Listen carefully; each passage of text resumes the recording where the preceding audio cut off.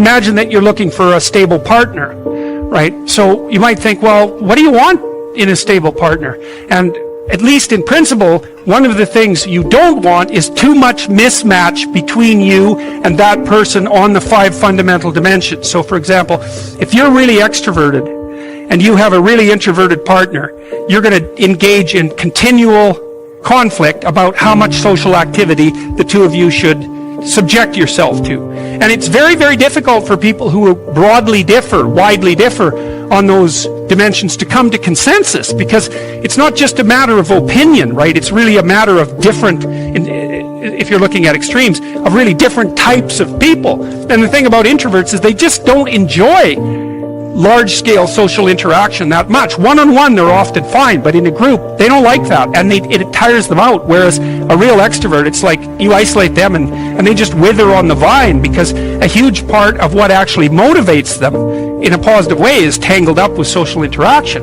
And so, if you're an agreeable person and you have a particularly disagreeable partner, you're also going to run into problems, because the agreeable person will say whatever you want, whenever, and the disagreeable person will say, well, I'd like to know what the hell you want for a change, and be much more harsh and much more demanding in the situation. And the agreeable person is going to find the disagreeable person harsh and unpleasant, and the disagreeable person is going to find the agreeable person wishy-washy and unable to stand up for themselves. And again, that's actually one of the primary sources of tension between men and women, because women tend to be higher in agreeableness than men. It's about half a standard deviation, which is quite a large difference by psychological standards.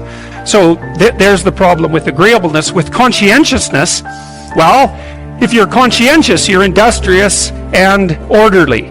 And orderly people seem to be sensitive to disgust, which is something we'll talk about in detail later.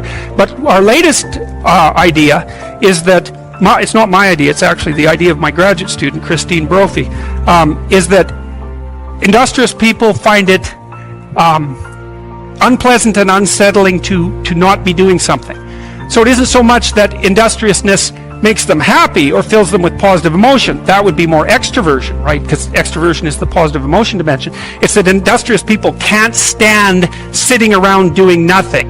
And, this is speculation, but, human beings are obviously always engaged in the exchange of labor, especially the reciprocal exchange of labor. And you can imagine that in a community where everyone knows everyone, the people who work hard are going to be pretty irritated on a fairly chronic basis with the people who are completely unproductive. And my suspicions are that plenty of people who were completely unproductive in the history of the evolution of our species were wiped out by people who were unhappy with their lack of productivity. And so I think, generally speaking, human beings have this sense of ethical obligation with regards to one another to share labor. And people who are conscientious really, really feel that. So they feel bad if they're not busily working on something that's productive all the time. And so the advantage to being with someone conscientious is, well, they're going to work like mad, but the disadvantage is they're going to work like mad. So, if you're looking for a partner that you want to relax with or have fun with, or who isn't uptight, then a conscientious person is probably not a very good choice. On the other hand, if you're a conscientious person and you're living with someone who's really unconscientious, that's good, because they might be able to help you relax, but you're not going to be happy with them because they don't work nearly as hard as you do. But even worse, on the orderly dimension, some of you have had roommates, and maybe you're more orderly than your roommate. What does it mean? It means you're annoyed by mess before they are. And you don't have to be annoyed by mess much before your less orderly roommate for you to be the one that's always running around picking things up. And so actually, one of the things that's emerged from the psychometric analysis is that women are slightly more orderly than men. And I suspect that has something to do with the, inequitable distribution of housework. Because even if imagine that your proclivity is to be triggered by disorder 25 seconds before your partner's. Well, you're going to end up, it doesn't take much difference for you to be the one that's always concerned about the mess first. So anyways, and so if you're a really orderly person and you live with a disorderly person, well, good luck getting along with them. They're going to regard you as like uptight and over concerned with details and unwilling to relax, that's for sure. And they're going to regard you as, well, just a bloody mess. And how can anyone possibly live with someone like you? So another reason why it's useful to understand your personality is because I think it gives you a better crack at finding someone that you can actually live with over the long run. And we don't know what the optimal, I don't think you want to live with someone who's exactly like you, because then both of you have the same strengths and weaknesses, and there's a bit of a problem there, right? Because maybe an agreeable person can use a bit of a disagreeable person around them to balance each other out, and vice versa, right? So we don't understand the optimal balance for long-term thriving in a relationship, but I think we do understand the fact that if you're too different in your traits, that where you're different is going to constitute a chronic source of conflict. The next most important thing is trust, man. It's like there's no marriage that's successful without trust. You've got to tell each other the truth. And one of the reasons that Jung believed that marriage as an oath, and Carl Jung, as a bond was necessary, it's really wise. It's like, telling the truth to someone is no simple thing, because there's a bunch of things about all of us that are terrible and weak and reprehensible and shameful and all of those things, and they kind of have to be brought out into the open and dealt with. And you're not going to tell the truth about yourself to someone who can run away screaming when you reveal who you are. And so the marriage bond is something like, okay, here's the deal. I'm going to handcuff myself to you, and you're going to handcuff yourself to me. And then we're going to tell each other the truth, and neither of us are going to get to run away.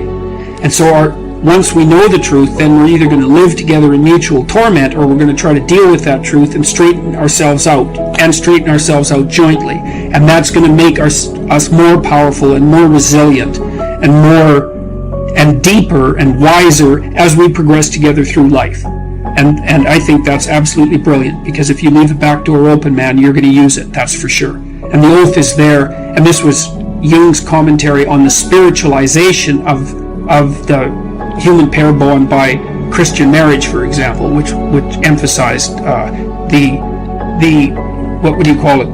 subordination of both members of the marital union to a higher order personality that was embodied in the figure of the Logos. So the idea is that in the Christian marriage, for example, the man isn't the boss and the woman isn't the boss. The boss is the mutual personality composed by the seeking of truth in both of them, and that's conceptualized as their joint subjugation to the Logos. And that is absolutely dead on, man. It's like the ruler of your marital life should be your vow to tell each other the truth. Because, like, in hard times during your life, when you've done something stupid and idiotic that might take you down, and you don't have anybody that you can turn to, if you have a partner that you can trust, you can go say, hey, I made a big financial mistake, man, and it's really torturing me, and I feel like a complete idiot, and it's really dangerous. And the person there is going to help you figure out what to do about it. And they're going to know that when they make a stupid mistake, and they're bloody well going to, that they can come and talk to you, and that you guys are going to work your way through it. And that's a big deal. And so, well, you look for someone that you're attracted to, that you love, and then you look for someone that you can bloody well trust, and then you tell them the truth, and that way maybe you can get through life, and you can have someone to weave the rope of your being with, and together to make your joint rope stronger, and you can have some continuity in your narrative, and you can have children, and then you can have grandchildren, and like you can have a life, man, and there's nothing. You're so fortunate if you can manage that.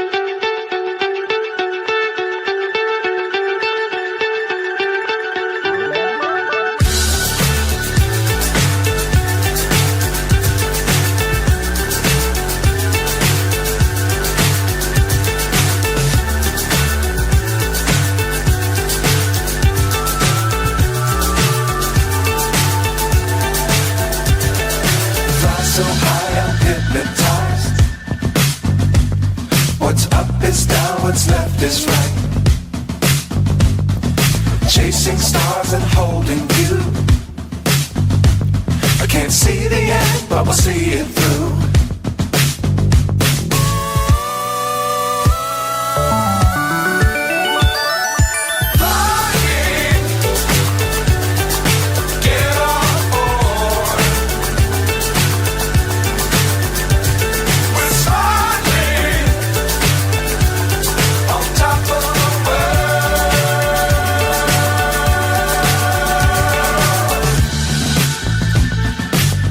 Times don't fly too high.